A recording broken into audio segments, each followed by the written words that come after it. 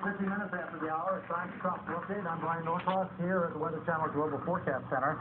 All right, let's get right to it. The latest advisory on Hurricane Sandy. 75-mile-per-hour winds is the estimated top wind speed still currently.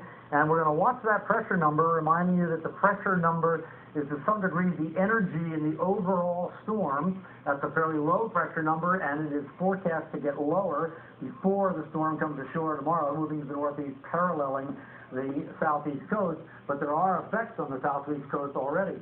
And there's that very bizarre-looking path, forecast cone.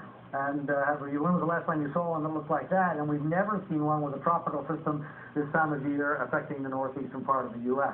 So moving up, bending left during the day on Monday, and coming ashore this way. The big implication of that is because the circulation around the storm is like that. That means on this side that the water is pushed directly into the coast, compared to storms like Irene that go up the coast, and then you get just the water is pushed in only when the storm is going by.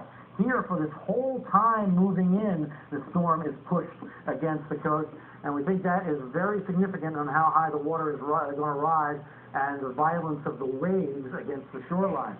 So here's the satellite picture, and there is essentially the hurricane part, and here, out here, this whole big thing out here is the nor'easter part of the storm, and the nor'easter part of the storm is affecting the coastline right now. Here you see the radar. We're going to go to Julie Martin in just a few minutes here, who is out on Nag's Head in the eastern end of North Carolina, and you can see the rain there, and the nor'easter part of the storm is cooler than the hurricane part of the storm, so we'll check in with her. Here is the forecast now for our two hurricane models, and this is really the bottom line of this thing, is the wind coming in and then the effects of this wind and what it's going to do to power and along the coast.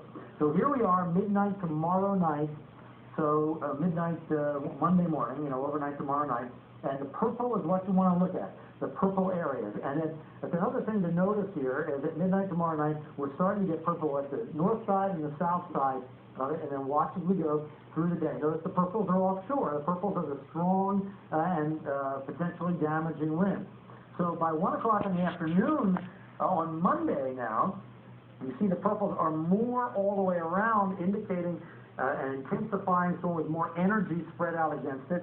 And those strongest winds, the purples, are right at the coastline there, and here's New England, so there's Cape Hatteras there's New York City there's Philadelphia over there. So now watch it come in, and here we are at 8 p.m., and now it's piling the water against the coast all the way up into New England, and it's pushing it offshore down farther south, and then it goes inland, and now we're still pushing water up against Long Island and up toward New York City and pushing it offshore down in Cape Hatteras.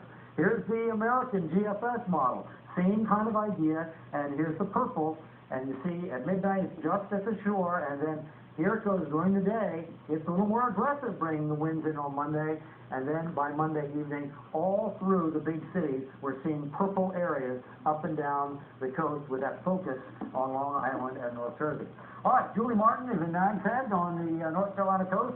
Looks like you might be getting a little up there based on the radar, and I see you are.